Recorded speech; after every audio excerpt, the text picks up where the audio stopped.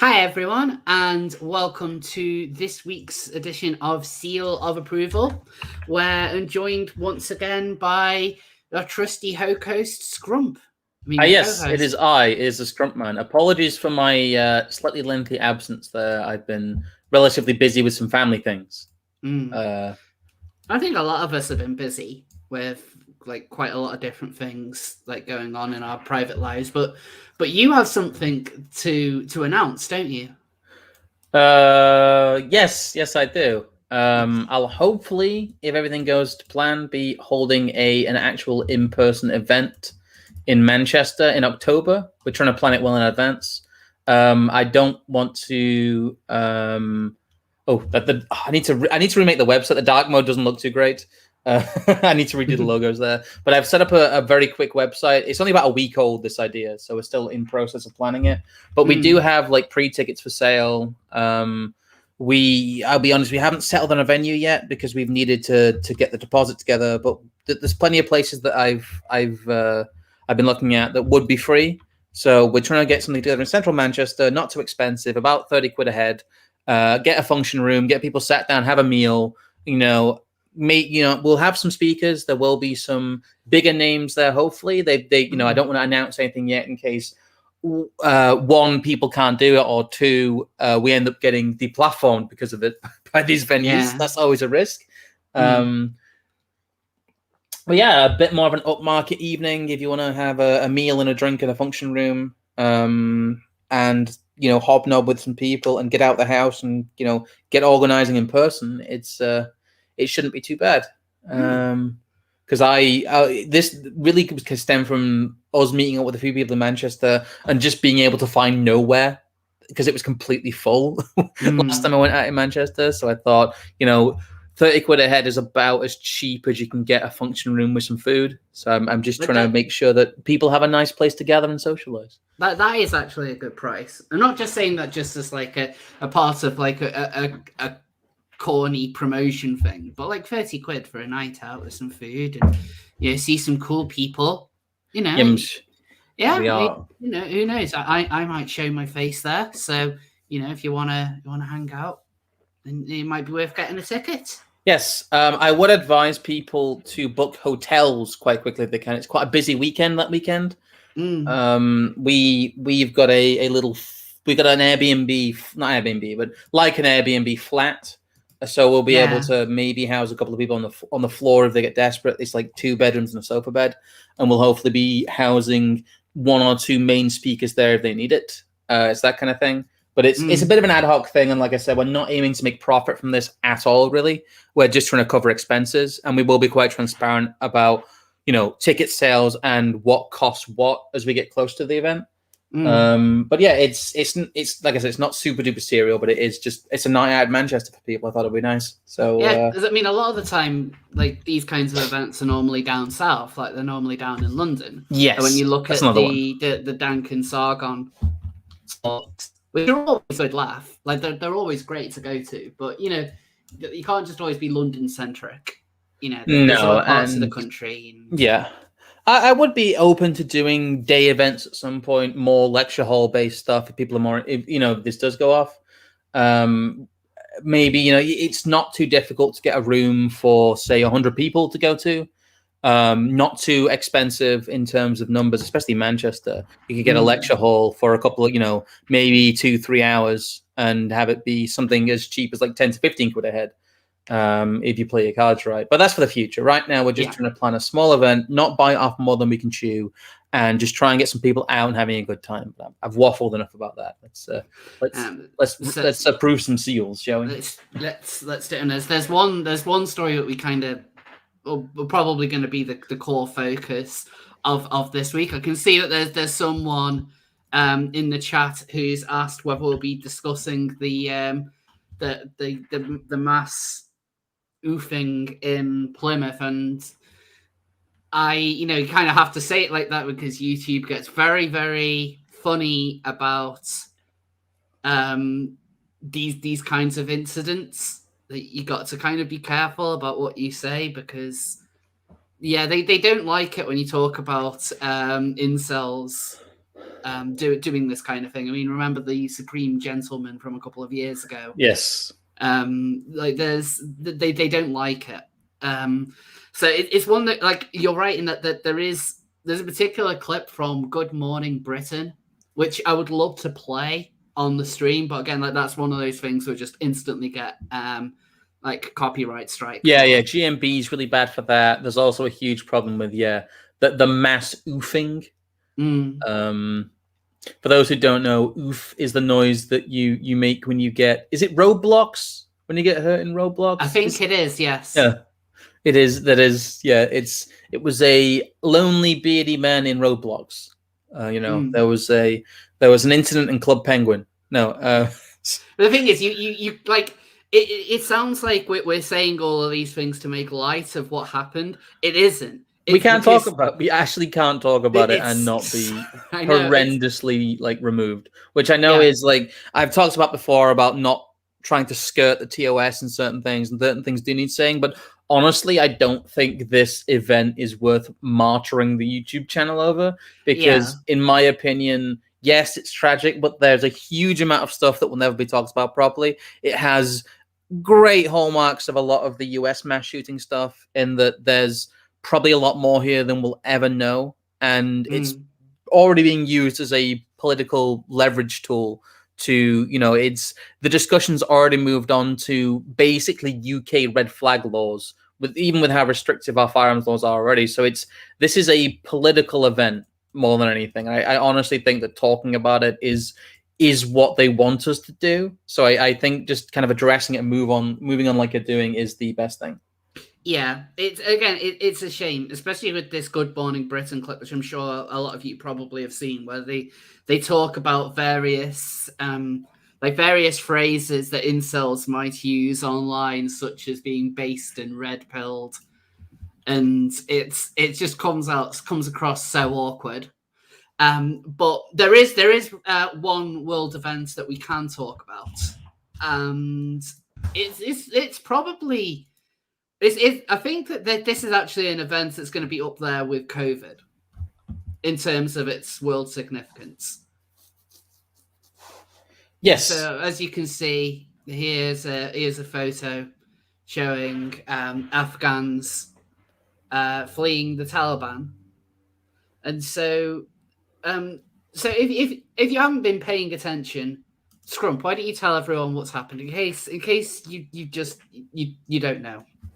Well, you see, there's this place called Afghanistan, and it's full of these really cute long-haired dogs. And no, it's the whole case of it's the most innocuous pun I could think of to make a meme. I just love it. Well, the thing is, it's just the way they phrased it on BBC News, like Afghans try to flee Taliban, and all I could think of was all these Afghan hounds just filling the airport. But that's just where my brain goes.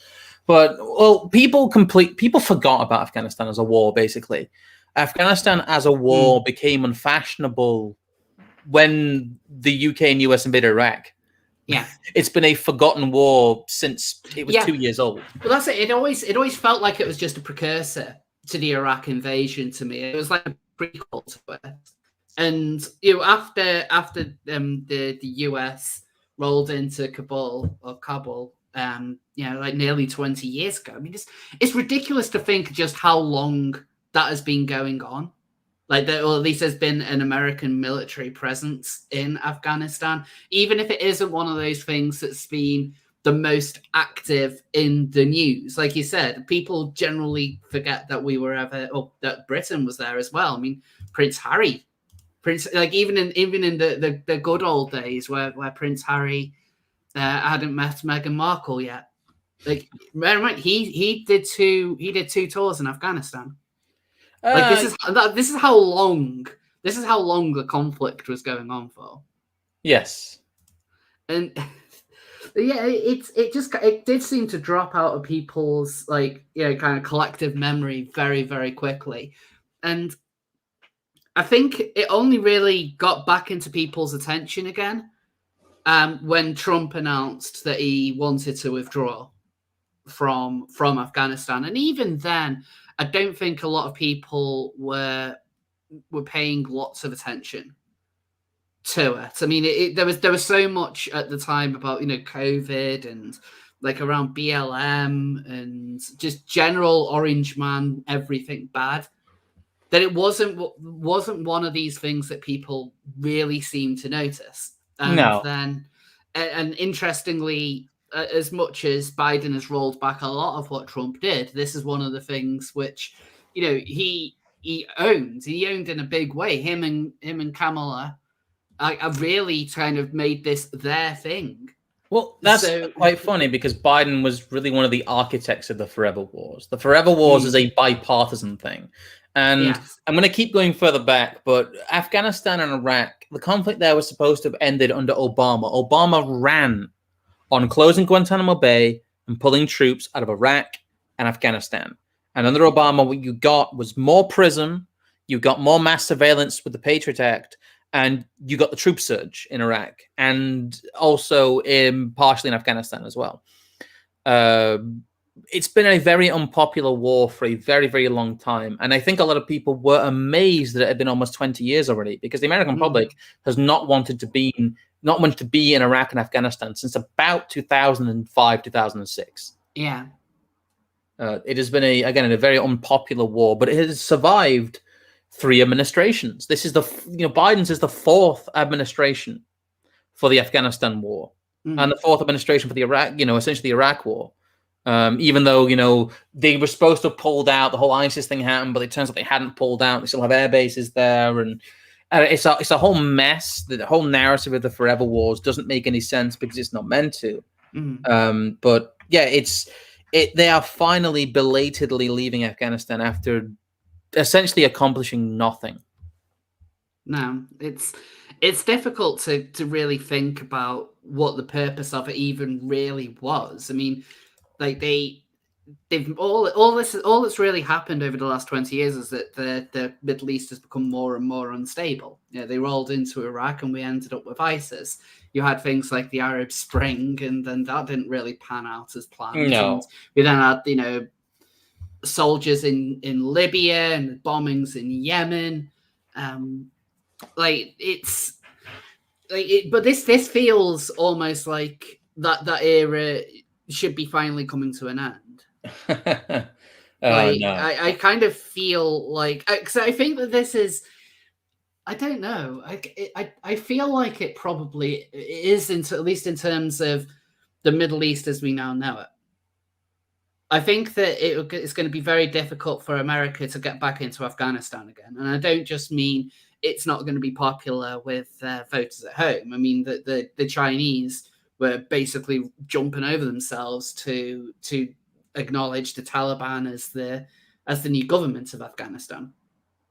And so getting involved in Afghanistan again, if they were to send in troops to try and take out the Taliban, they could potentially be going up against the Chinese. I don't think that they would, and I don't think the Chinese particularly care about Afghanistan. I think that they do because it's Belt and Road. The problem is China cares about everywhere. China thinks that everywhere is their backyard, just like American war hawks think that everywhere is their backyard. Yeah. I don't think there would be consequences from China if the US were to re-invade Afghanistan, and I think at some point they will at least bomb Afghanistan again. There's going to be, they're basically moving to the Libya and Syria model, in that they create chaos on the ground through mass airstrikes. They have realized now that they don't even need boots on the grounds to, first of all, boots on the grounds are extremely unpopular politically, but they don't have any boots on the ground to destabilize these regions that they want to destabilize. Syria was a good evidence of that. Although there is probably still scope for military action in Syria, because that is going on as we speak. People don't talk about that American boots on the ground are in Syria. And have been there throughout the Trump administration, even though Trump told them to withdraw from Syria, and then they lied to him and basically said they had when they hadn't. That is a matter of record that happened. So you mean like the US military lied to the president? Yes. I didn't think they would be allowed to do that. They're not, but they also weren't allowed to change the system to be purely postal voting in certain areas, but they did. It's about what they can get away with. Look it up, seriously, look it up. The troop numbers in Syria were hidden from Trump. They didn't tell him. Trump told him he wanted 0 boots on the ground in Syria, and they just didn't do it. One of the ambassadors there was bragging about it at the end of Trump's tenure. Yeah, in fact, I've just found the story for it. It's amazing. Outgoing Syria envoy admits hiding US troop numbers, praises Trump's Mideast record. We were always playing shell games. So he signed a Never Trump letter. But yeah, his team routinely misled senior leaders about troop levels. We were always playing shell games, not to make clear to our leadership how many troops we had there. The actual number of troops in North Sea Syria is a lot more than the roughly 200 troops Trump initially agreed to leave there in 2019. Again, people don't think that there's an active war going on in Syria, but there is. There's an active Western war going on in Syria. We have Britain and America both have casualties from Syria. And we just don't talk about that. That is something that is hidden from view. That is something which is really hidden. Like, I've never read about that. I wouldn't have thought that. Like, I would have thought if there is a UK military presence in Syria, it's incredibly small. The thing is, we don't know. That's the thing. We don't know what the numbers are. There's a lot of people who went in as what would be private military contractors, like they use in Afghanistan and Iraq. There's a lot of people who go in. Basically, they did the old Vietnam thing and turned them into military advisors. They go as advisors to these CIA-backed rebel groups. And the difference between a rebel group and ISIS is what the CIA says it is. We've had people come out and say that they were told to hand over Humvees to ISIS, like ex-military people who've come out and said they were very unhappy with what happened there. This isn't ending. They're saying it's ending, but it isn't ending. And there was a huge amount of training and assistance given to, I don't know, not to get into too much detail, but the Taliban itself, referring to them as the Taliban is kind of a nonsense, because the Taliban is basically a militia. It'd be like referring to the US militia movement as a single movement. It isn't. The Taliban is mainly made up of people from the tribal structure of Afghanistan who want to enact and keep Sharia law. And it's very fluid. And there is a lot of different local power centers, local warlords, local militias. What are they? The Peshawara, that's the Pakistani version of them. Basically, the tribal militias who keep order in their own areas. And that's where the Taliban pulls from. It is almost a feudal system. So referring to them as the Taliban, and and also referring to the Taliban as the same thing as Al Qaeda is completely different. There's a huge amount of politics here that's been basically forgotten. Oh yeah, I know that Taliban and Al Qaeda are completely separate groups. Yes. But that's not how it was framed. The problem we have here is that we are about 15 layers of foreign policy lies deep. We're now debating 20 years after the fact of the efficacy and the order of a retreat from a country that they were never really supposed to be in the first place, and the aims for them being there never quite came to fruition, because if you remember, they found Osama bin Laden in Pakistan. Yeah, he was not in Afghanistan, and the Taliban only ever gave Al Qaeda tacit permission. They had to go back and forth on the border because the Taliban didn't like Al Qaeda. They didn't like people like bin Laden. Bin Laden was a hangover from the Russian war days. Yeah. And again, it's not something that's talked about much, but the Taliban are what came about after the wars in 1992 and 1993. In 1992, a warlord shelled Kabul, killing thousands of civilians. And this is one of the warlords that was backed by the US in the struggle against Russia. Taliban are actually the moderates who came to power after the US decided to basically leave Afghanistan to its fate, after it stopped being geopolitically important for the proxy war against the Soviet Union. The Taliban is essentially a reaction to the CIA's backing of people like bin Laden. It's very important to remember these things. So when then in 2001 they go into quote unquote defeat the Taliban, that doesn't make any fucking sense, because Afghanistan is still trying to recover from the fact that it basically became a massive factional war zone for these Islamist jihad groups that have been pumped full of American money. And then we talk about the whole war there, the whole aims. They started talking about removing the poppy trade. They started making it about drugs. Then they started making it about not making Afghanistan a harbor for terrorism anymore. Yeah. Even though that's kind of one of the stated goals of the Taliban. I mean, the Taliban is not a organization that can project force. Have you ever heard of the Taliban acting outside of Afghanistan? No. It's a thing. It almost paints them in a very positive light because the Taliban are a purely defensive force, and they've fought a purely in their minds a defensive war of their own country. It's an extremely ridiculous thing to say that they are fighting the Taliban to prevent another 9/11 because it's in their interest to carry out another 9/11. Sorry, a lot of people are desiccated limbs. It's deliberately confusing. That's how they play these games. They deliberately change the narrative every week so people don't know what's going on. That's kind of how this game is played. Afghanistan is one of the biggest examples of the meaning of the war being changed. I mean, Biden's speech just 2 days ago, where this is someone who had campaigned on saying he's going to take responsibility for everything, and then in one speech, he shifted the blame onto Trump and the Afghans. He will own the fact that he's removing troops from an unpopular war, but everything that went wrong is the fault of a person who hasn't been in power since January, and the fault of people who have actually been fighting the Taliban for years and have taken quite a lot of hits against them. I mean, there's a ridiculous body count of Afghani soldiers. Yes, there are. And there's a ridiculous body count of British and American soldiers too. Yeah. Although I don't believe an American soldier has died in Afghanistan in the last 18 months. That's because of the essentially Trump negotiated ceasefire. Yes, which is something that a lot of people are really trying to shift the blame on, like, how dare he try and negotiate with people, which is something that I've always found kind of strange when it comes to criticism of Trump. I mean, I think that trying to negotiate in like a peaceful manner, it's like when he met Kim Jong-un. Yes. America's policy against North Korea is, there's never been any kind of conversation between the two. It's just North Korea does something, America then threatens sanctions, and then North Korea will throw its fit every couple of years when they do training with South Korea.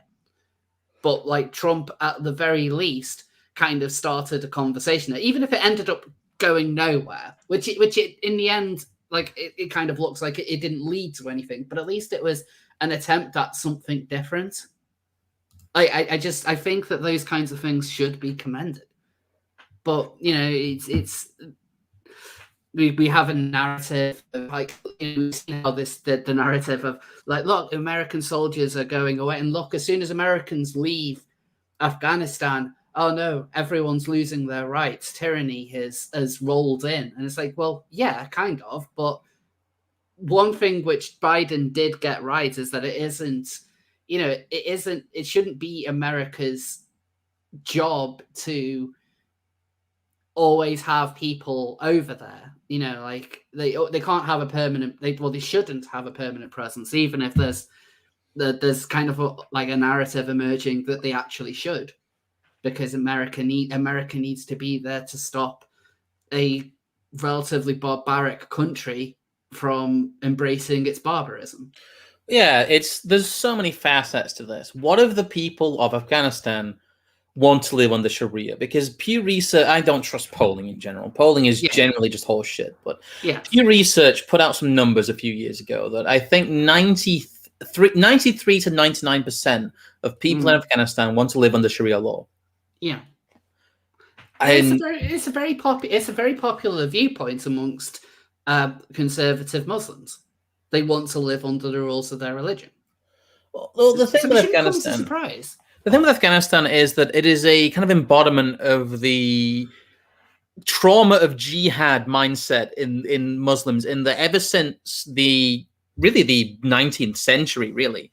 that Muslims have thought that their consistent defeats at the hands of the West and their retreat from being an empire that stretched all the way to Spain to essentially being a bunch of squabbling, warring nations that can't get rid of Israel is because they didn't follow Allah close enough. They think that they are being punished by God. And that is why places like Afghanistan want to live according to strict Sharia, because they think if they live according to strict Sharia, that will bring them God's favor back.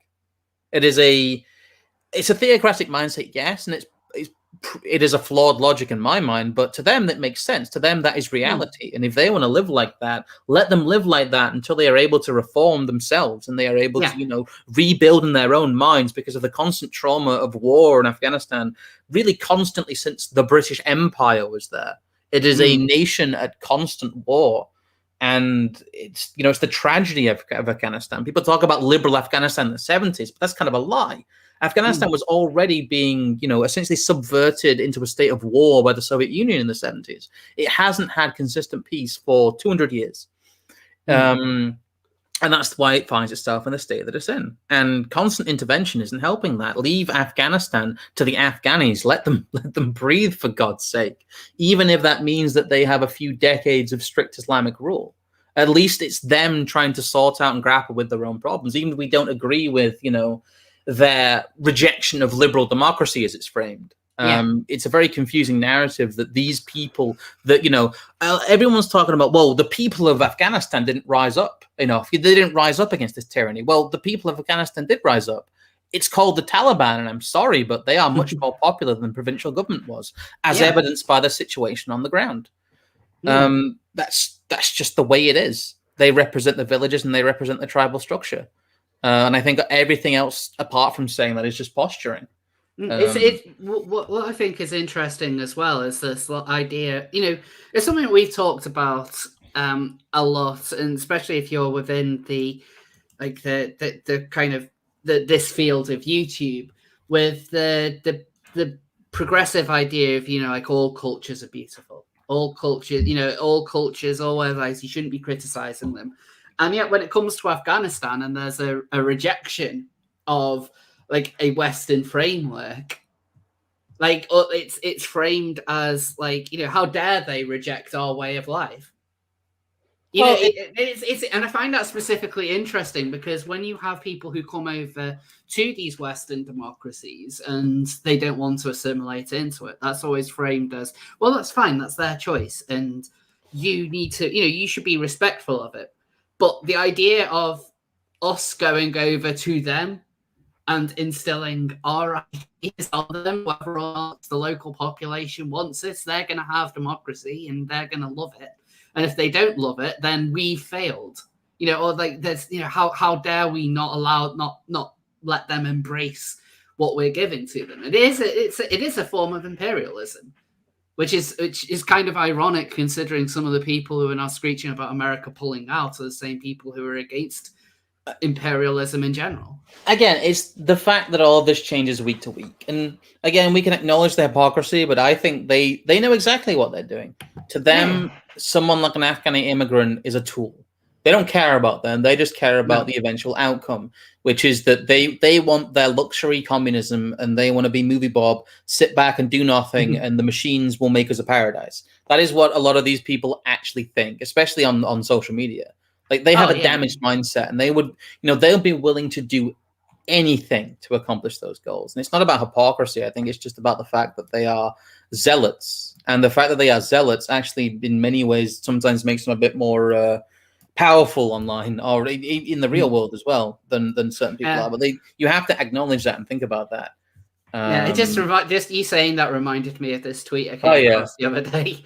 It's what are you going to do once communism is achieved? Or build gardens, teach classes on my farm, creating organizing spaces and cultivating resources for my community. So basically what I'm planning to do anyway, but without fighting capitalism. So, these are all things that this person could do now if they put their minds to it. Again, it's this... But the idea that they'll have their own farm. It's this very pervasive idea that surely if we reached a paradise state that they will be able to, live as they want to. It's a very powerful carrot to them in their minds, though, and that's why they speak how they do and they do what they do. Like they quite literally think if they kill everyone who wants capitalism, that they will have a utopia, and that's why they're so dangerous. But it's also why they win in many cases, because they're willing to go further than certain people are. But anyway, I'm getting off track now. I don't want to start shouting the left wants to kill you again. They do. But that's not the subject of this podcast. We're talking about Afghanistan, and it's an interesting case study in that it's like the North Vietnamese. I always try and tell people this: the North Vietnamese were only nominally communist. They were communist because they were being supported by other communist regimes. They were first and foremost Vietnamese nationalists. They wanted a Vietnamese nation that was independent, and the Taliban, in many ways, is only nominally Islamist. They want an Afghanistan that follows the tribal structure that is under Islamic law. But the idea of Afghanistan being free of Western influence is their primary goal.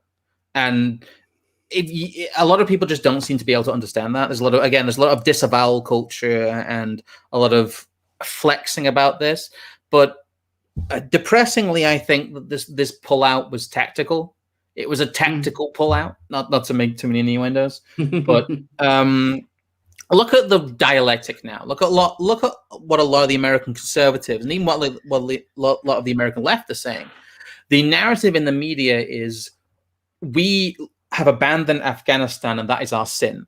That we have abandoned the poor women of Afghanistan, and that we should have stayed there in perpetuity to, defend the hoo-hoos of the women in the Afghanistan-Kabul green zone, which is really the only place that America and Britain had any actual control, was within, Kabul's green zone. Just like in Iraq, the only area they really had any control was in the Baghdad green zone.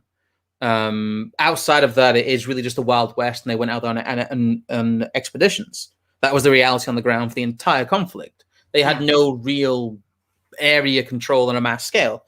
But it's funny because suddenly the whole image of the mission Afghanistan has been rehabilitated. They have pulled out in a disorderly fashion. They have essentially created as much damage as they could do. They've handed over massive amounts of equipment to the Taliban, which again was intentional, and I'll get into that in a bit. But, and they've done so, and they have overnight, in the eyes of the mainstream media and in the eyes of the war hawks on the right and the left, they have rehabilitated the image of the forever wars. They have said, here is why we were in Afghanistan. Look what happens when we pull our troops out. And isn't the American public selfish? Biden's basically saying, I didn't want to do this, but I was beholden to the agreement made by the Trump administration and the people who backed him, which is the American people. Essentially, he's saying that Trump's dangerous populism forced him to pull out of Afghanistan, and that the American people are ignorant and selfish for wanting their troops home. That is the tone of a lot of the coverage. But with that in mind, would you think that Biden is kind of being sacrificed?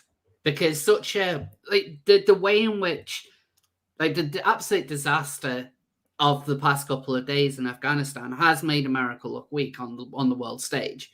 This isn't. I wouldn't buy that this is intentional 4D chess and kind of coming out with America's image being as clean as possible. This has made effectively this is the worst America has looked since the end of Vietnam. Arguably worse than them, because this is something which has been going on for such a long period of time. People there's going to be people watching this who weren't even born when America first stepped foot in Afghanistan. That's how long this has been going on for. I don't buy the idea that they are intentionally making America look bad on the world stage in such a way that it actually makes them look very weak. I think anyone who is a mover and a shaker in international affairs would know that this isn't a sign of American weakness. This doesn't reflect America's ability to project force. They have not collapsed in Afghanistan in the way that they collapsed, really, in Vietnam. They have decided that this war isn't worth their time anymore. and they just left. It doesn't look good, you're right, for regimes that may be hoping for American support, but this isn't for an international audience. I think anyone who's paying attention on the international stage knows that their actions in places like Syria speak a lot louder than their actions in places like Afghanistan. What this is for a domestic audience. This is for a domestic American audience, I think. And yes, there is always the explanation of incompetence. They could just be this incompetent and care this little. But the upshot of it is that they are able to say that this is why they carry on forever wars. And, this is why they do what they do. Afghanistan, really, apart from its natural resources, has very little tactical gain to it. I know there's a lot of talk about pipelines that go through it, and they might be able to negotiate that with the Taliban, who's now a little bit more friendly with the American regime. Honestly, I think they might be able to negotiate with this new, the new Taliban government. I'm quite sure a lot of them are quite grateful of the equipment they've been supplied. Which a lot of people have been like, oh, why would the American government supply the Taliban with equipment? Well, the Taliban needs to be a viable fighting force now. Otherwise, the Chinese could just walk in. It's of course in America's interests as they pull out to make sure the Taliban can defend itself. Yeah, because I mean that's the only way that makes sense. Is that it was all that everything concerning to pull out. That's the one thing which I 100% believe was an intentional consequence. That there's no way that they would just. I think that there's kind of other reasons for it, including, they can put through more orders for equipment and, kind of feed more money into the war machine by saying, oh, we lost all of these fighters, all of these Black Hawks and like Apaches and drones in Afghanistan. So, we got to put in another order for some. That's going to be another couple of billion, and then they'll just get their blank check. Like, I do kind of think that was a part of it, but if they didn't want it to fall into the hands of the Taliban, they could have just blown it up.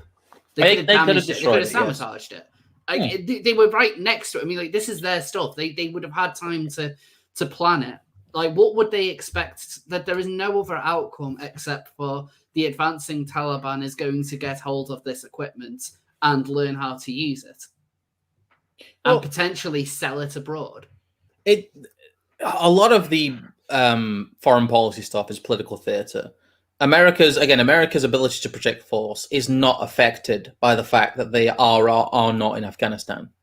They have enough military bases in the Middle East to make sure that they can do that. They have enough military bases in Europe and Africa and the Caribbean to make sure they can do this. This really, Afghanistan doesn't really affect in a meaningful way American military prowess. I think that's a bit of a misnomer by people. The issue really is that a lot of the foreign wars and the forever wars are essentially theater. They are a theater for an international audience and a theater for a domestic audience, especially. And what's happened really is, and I'll send you a tweet in Discord. Yeah, I think here is why they have given up on Afghanistan, because they don't need it anymore. They don't need it. There always has to be a frontier. For a government like the American government, it's so big and so bloated and has so many very obvious problems with it that if people start turning inwards, would become very apparent. They always need something to keep the American public distracted by, be it a war, be it a crisis, be it anything really. There needs to be something there for people to go, X is going on, so you need to go Y. You need to do Y. And you need to toe the line. A lot of that was used during the Bush administration, and a lot of that was covered up during the Obama administration with a lot of the Obamacare stuff and a lot of the, isn't he basically Black Jesus stuff. But here you see, it's Stephen Colbert basically saying the quiet part loud, saying we don't need to, why are we in Afghanistan when we're fighting, we're starting a forever war at home. The new front of the forever wars is America, and the new enemy is the American people. Yeah, I mean, here's a tweet from Michael Moore. They're Taliban, our Taliban. Everyone's got a Taliban. So, these guys here with guns are the same as like a guy who's wearing a hoodie with a cap above it and a guy dressed like a Viking. And that guy, and these comparisons have been coming a lot over the last couple of days. Like it isn't a surprise. I mean, hell, like the whole language of the insurrection on 6th Jan 6 or whatever, they're actually kind of calling it 1/6, or they've got like a little phrase. Yeah. Like 9/11, 9/11, because it's that big of a deal. And then you have like the above picture is what an actual insurrection looks like. But they're not quite as interested with that as they are about, about basically people they disagree with doing a silly thing. Because that's all that Jan 6 really was. It was just, it was a dumb thing to do. That's not really worth like killing people over, but the language of politics over the last half decade especially has got so heated that that's considered an acceptable response. Well, the thing is, there were how many deaths were there? They talk the casualties of January 6th were one person shot by police, a protester shot by police. Someone died of a drug overdose, and 3 people in the crowd died of natural causes. Yeah. And then they always try and inflate it by saying police officers committed suicide afterwards. Oh yeah, that's like 4 of them in a row did. They basically got Clintoned, it looks like. Yeah. That's an extremely odd event that people don't seem to want to talk about either. But yeah, I don't know, it's quite funny, but no matter what narrative you buy into, no matter what narrative you believe, it's probably not good to compare your enemies to the Taliban, because the Taliban won. Whether you believe they are being propped up again by the CIA or not, that they did. The Taliban won. They outlasted the US forces. The US forces occupied them for 20 years, and they couldn't convert them. They couldn't convert the culture, and they reasserted themselves, just like the North Vietnamese won. It's I don't know. It's a bit of a bleak thing to say, but that really seems to be the only way to survive a forever war, is to basically become the Taliban. But that's something that's maybe a bit dark for these times. Well, it's just like a resistance movement. It's like the French resistance. Like all these people. What these people have is a real drive, something that they are willing to give their life for, and they'll do everything they can to achieve it. Yeah. Like, can you really say the same thing about a lot of them, like basically about America, a country which is so incredibly divided that a lot of prominent people openly despise where they live and will openly tell you even have things in the military about, like, you have critical race theory being pushed.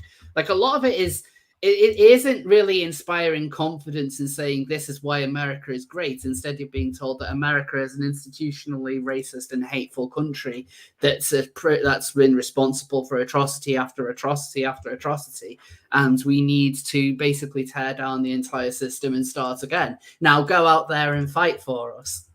Like that. I don't think that's going to be quite as inspiring as this is our land, these are foreign invaders. Yeah. Let's see. You cannot fight a war against a determined guerrilla enemy in their own country. Yeah. Unless you actually want to go to the lengths of genociding an entire population, which the US does not have the political capital or will to do. Unless you want to actually do that, you want to actually completely replace a peoples of an area in an extreme Lebensraum like way, let's say. Unless you want to actually fully settle an area, you can't fight a war like that. As soon as you leave, this will happen, no matter if it's, Afghanistan, whether it's Vietnam. The stated missions of the forever wars don't make any sense, because everybody knew this was going to happen. Everybody's known this was going to happen since about 2010. It's been apparent that at some point the US would have to hand Afghanistan back to the Taliban, because they are the de facto fighting force on the ground, and they have been throughout this entire charade. The fact that people are acting shocked by this is, I don't know. It's shocking to me that they're acting shocked, because the speed of it, yes, and the chaotic nature of the withdrawal is definitely something that raises eyebrows. And whether it's incompetence or them trying to punish an anti-war public is up for debate. But what isn't up for debate is the fact that at some point the US would have to hand Afghanistan back to the Taliban. That has been reality for a decade. Yeah, I think Ron Paul talked about it. Ah, yes, Saint Paul. He's getting rather old now. We need someone to replace Ron Paul, and I like Rand Paul, but he's not quite up to the job. So what did you think of Biden's speech on Monday? Honestly, it's possibly the best speech he's ever given. It was coherent. It was coherent. Well, the thing is that apart from trying to shift blame, everything he said was actually true. When he's I don't think the reasons he's talking this way are pure. I think what they're doing is trying to drum up extra support for further American misadventures abroad in the future. But the thing is that was also true in 2008. That was also true in 2012 when Obama won his second term. The fact that it's happening now is the interesting part, and the fact that it didn't happen then is the interesting part. But again, this is held true for more than a decade. The fact that they're saying it now makes me suspicious, but I can't honestly disagree with a lot of what he said. Again, apart from the shifting blame parts. But at some point, they have to admit reality. At some point, they have to admit that what they've been saying for the previous 2 decades of we are securing the Afghani government for women's rights was just a lie, because they always knew that government was going to collapse when they left. They have known that all along, and if they didn't, they are not fit to do any kind of military action because their intelligence services don't work, and quite frankly, their brains don't work. So it's either they were lying or they are so below the level of competency that should be even more scary than them lying. I have found some quite wholesome footage from the Taliban takeover. It seems that these guys just wanted to have a little bit of fun. Is this the Kabul theme park? This is the Kabul theme park. Oh, is this them on the... they're on the horses. Have you seen the one of them on the trampoline? Oh, I'm going to have to pull that one up. Hold on. I think it's on my Twitter time. Unfortunately, it's on the tweet below it because the tweet originally got deleted for some reason. But I was making a Simpsons joke with it. It's... I was like, look, Marge, Talibapoline. look at them on their horses.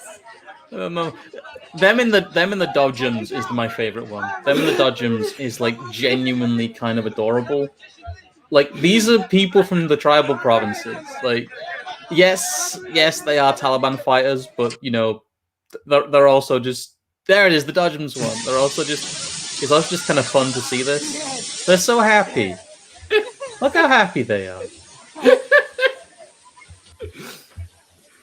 This just has a real Four Lions vibe to it. Oh, so did the press conference where they're talking about like social media censorship and basically them guaranteeing women's right to work within the confines of Sharia and stuff like that. Like, they've actually played a bit of a PR blinder here.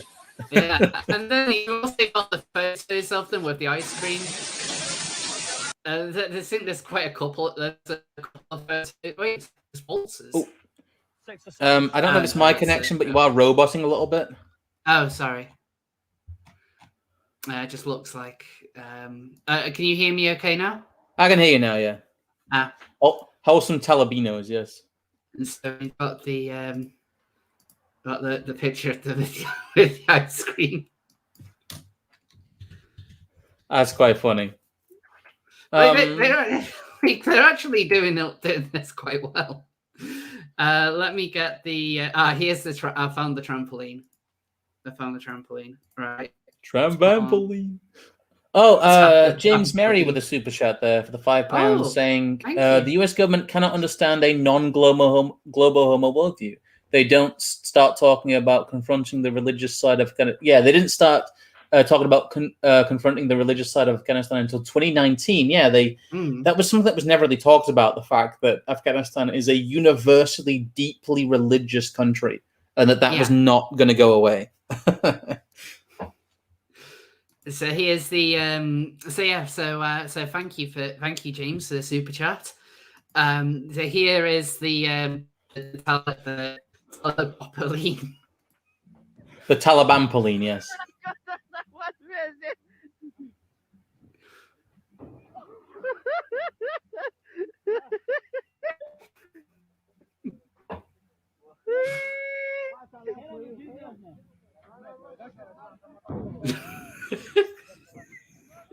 Soka.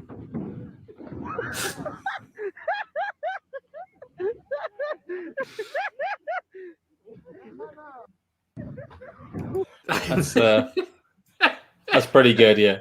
You can't help but laugh. You know, I don't know what the future will hold. I don't know what the future will hold in terms of Afghanistan. I hope that they are, you know, left in peace. I don't think they will be. No, that's all I can really say. I personally don't think that America will step. I do think that it will be more difficult for America to step foot in Afghanistan again. I don't think I get where you're coming from.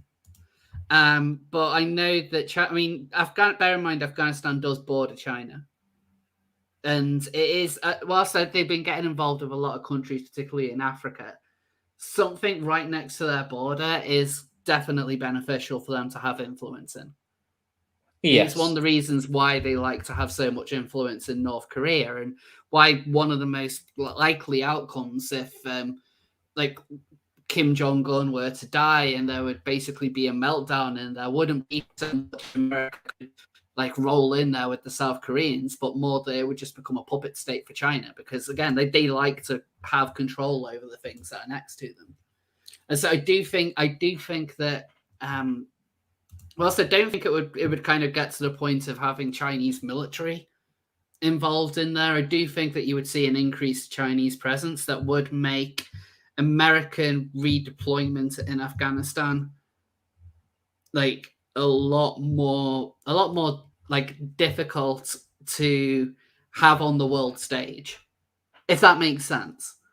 No, that does make sense. But I think that what's going to happen is they're going to move to more of a Syria stance, which is undeclared boots on the ground and airstrikes at some point. It'll be interesting to see kind of what happens there. But what do you think is going to be the case for Biden now? I mean, Biden is apparently like it is most unpopular. Kamala Harris is the most unpopular vice president in history, who has completely disappeared from. That doesn't matter. They are essentially an occupying force in America. It doesn't matter how unpopular they actually get.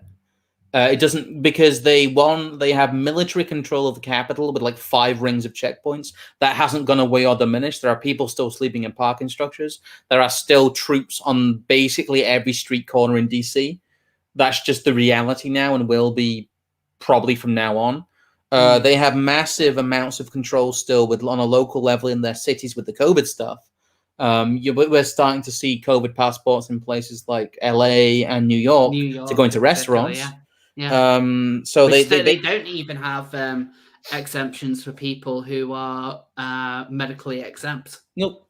It's literally a case of either you have the vaccine. They seem to think it'd be better if you have the vaccine and you were to be hospitalized as a result than to not have it at all, which is kind of scary. I mean, there's the ex-drummer of The Offspring had to leave the band because they couldn't go on tour with them, because even though he's been advised by his doctor not to have the vaccine, like he said, I can't take it. My doctor says that I can't, like he's not like anti-vax or anything like that. He's just, no, I cannot take it. I have to follow my doctor's advice. So he's effectively kicked out of the band. So he was told, oh, you can't come on tour with us then, you're too dangerous. Like, that's how insane like a lot of this has gone. And like, yeah, you're right in that it's like, especially for a vice president so unpopular, and a president who is apparently the most popular in history upon being elected, and has had nothing but failure since he got into office. I mean, like, even a lot of what the media ran about Trump waiting for every time he messed up, you didn't see half the shit with him. Like, let alone in like the space of less than a year. My My only thought would be, would this speed up the chance of President Kamala, or would they want to hold out for the 2-year mark? I have no idea. Like I said, I don't think that Biden is obviously in the best of health. A lot of the time, there's like a huge amount of evidence that a lot of his appearances are either old photos or like straight up photoshops. There's some really bad ones out there. There's a whole thing about him being at Camp David on that quote unquote video call where there was a lot of evidence that that was from March, and also the signs that show your mic is on were not on, so he was talking to nobody. This is the president of America. Like, I mean, yeah, a lot of this does have, like it's kind of dictated by Biden's health. The thing is, so like, how often can they actually put him in front of things before he actually can't do anything? As we saw with Trump, he was very often lied to by his own officials and the institutions around him. And as we've seen with Biden, he's not able to hold a conversation, never mind run a country. Yeah, I mean, when he did his speech on Monday, it has him on the teleprompter. Right at the as soon as it got to the end, in big yellow letters, it just says like "Get out of there," and then he just walks off. I think that's why he didn't take any questions. It's kind of alarming. Like, I wonder if I can get a picture of the teleprompter. Like I said, it after the 2020 election, it doesn't matter how unpopular they become, because they are the ones who set the rules around voting, and they are the ones who count the votes. That's it. I just typed that into Google, and straight away it brings up Snopes saying it was photoshopped. Well, Snopes had to fact check themselves recently because one of their founders, one of their co-founders, was caught plagiarizing massively from other places. So. Yeah, it's like I said. I think people talking about like polling when it comes to Biden after what happened in the 2020 election are talking about the completely wrong thing. They do not understand what's actually going on. Like I said, Biden and Harris can be as unpopular as they want. Every American could dislike Joe Biden and Kamala Harris, and unless something actually happens and is done about it, that doesn't change the situation. And the idea that, again, after 2020, that they can be voted out of office, I think is frankly laughable. They can't be voted out of office. If Biden wants to have 2 terms, if they can keep him, on life support and CGI'd enough for that, he will have 2 terms. If Kamala Harris wants to be president for 2 terms afterwards, the only way that they won't let her be if they decide she's too much of a liability. It's like the Democrats, and to a much greater extent the American establishment, which does include the establishment side of the Republican Party, will always be in power. That is the reality. It doesn't matter how unpopular they become, because who else are you going to vote for? And 2, when you do vote for someone else, when you do actually tell them "fuck you, no," and you get someone like Trump, he can't do anything because he's paralyzed by the institutions around him. Democracy is a sham. Well, it seems to be. Charlie Chief. So where do we go from here? Well, I'll be answering that question at the end of this month at the because that's literally the theme of the event. But quite honestly, my idea is, and the theme of the Nomos event, which, by the way, the tickets for early bird sold out, so we've sold all 10 of those.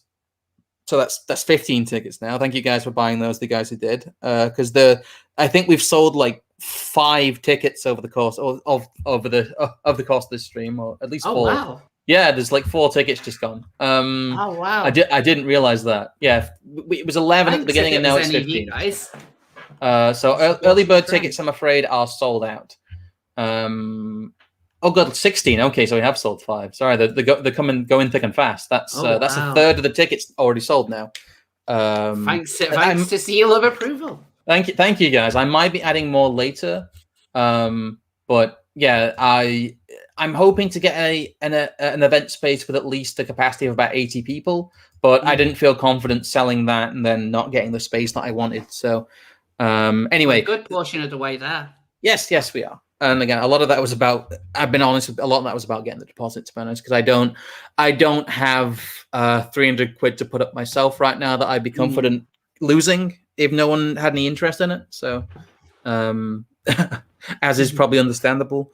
I don't be like, hey guys, I'm having an event. I've spent 300 quid and then no one turn up. That is part of my fear. But thank you for allaying my fears, guys. It's been pretty good. Anyway, I'm rambling. But the idea is that people are able to organize themselves, and there isn't much of a structure for that in the UK at the moment, really. You know, we don't really have many local groups that meet. We don't really have many kind of local gatherings. We don't really have many support groups, you know, that are specifically catered towards doing things that aren't part of an existing charity or NGO, or, you know, that aren't part of what I would consider the altruism industrial complex, for want of a better term. Basically, most of the charities in the UK are directly for profit. 90% of their budgets go to admin and paying staff. I think that we have to build something basically from zero and start having meetings in pubs and people's houses, especially with COVID. Like, that's extremely important to defy that stuff when it comes back in, because it will over the winter. We've basically been told that it will. And to, you know, whatever your passion is, whether it's music or, you know, a lot of people are talking about starting walking groups, is just gather together, organize within your community, know people, and be there to support people when shit like Dankula happens. You know, when people start getting arrested for saying things, you need to be able to have that kind of grassroots people power stuff. That's how a lot of the left activists have managed to create so many victories, because when something happens, they always show up. They always have bodies on the ground. They always manufacture the idea that they are the majority. I'm not just talking about protesting, but in general, town hall meetings, anything. Like, there is no UKIP, and then the Brexit Party, and then the Reform Party had a bit of this. And there's the Free Speech Union and people like that, but they're all very scattered and they're all very small. And I think that just getting basically everybody who is much more freedom-minded, who is in this sphere of influence, to start talking to their friends, their family, their barber, anybody, and to start getting groups of people together to talk about these issues, and just doing it in, you know, almost like you would do with like a church group or something. It's that simple. It's just getting people in a room, getting to know each other, having people in your local community that you support and you can start doing things with, even if it's as simple as like filling in potholes or, you know, helping out the elderly. That stuff is important. It is important to do. It's important to do that outside of the auspices of like what is going on in terms of existing like power structure stuff. Like, just being known in your community as someone who's reliable, and then being able to talk about the issues like lockdown and say, look, this isn't right. You need to be trusted first. And I think that's really, it is localism ho. And a lot of people have been like, that sounds really basic and that's not going to change anything. But unfortunately, we're kind of starting from square one in many ways, because a lot of the political energy that was put into things like UKIP and the Brexit Party was completely wasted. And now a lot of those people have gone back to the mainstream Tory party, who, as we've seen, is incredibly pro-lockdown. But yeah, it's something kind of between like the Free Speech Union, local litter picking groups, and Project Mayhem from Fight Club. I don't know. Someone somewhere like used the word terrorist cells, and that's not what I'm going for. I don't want to get arrested, but it's about the idea of having local groups and a decentralized structure, and having people really take responsibility for taking action themselves and taking action, you know, in order to improve their own communities and their own families and their own local areas first. And eventually you build up that way, because the UK is built up of homes, it's built up of families, it's built up of local areas. And if you can get enough of a patchwork of that together, you can already, you don't need it to be top down. You essentially need it to be bottom up in many ways. And then you can start pressuring people at the top. But until you have an actual organization of people, until you have numbers and bodies and support, and, you know, until you have that localism, you can't have anything bigger than that. So that's kind of like, a lot of people ask me where I want to go from here. I want to try and build something from scratch, really, and try and combine everyone's little things into something that can, you know, in important junctures where we all agree, like on the lockdowns, like on, you know, people being arrested for free speech stuff, that we can all come together and show up and not have a lot of the ad hoc reactions we've had recently. Yeah. But you know who we need to see now? Who do we need to see? A seal, because this is Ooh. seal of approval. We've yet to have any seals, and so we've That's got two true. seal stories. We've got two Ooh, seal bring on the stories seals. this week. Okay, so the first one, pictures of baby seal taken in Sussex. Look at that seal. Look at that baby seal. Oh, Look at that seal. And what's the look. story here? So basically, she was on the beach, and she was there by herself, and they were just keeping an eye on her, but she was actually fine. And look, and there she is, galumphing across the sand. What a lovely seal. And another one, I haven't really read this one, but the headline. So her mum really, came back then.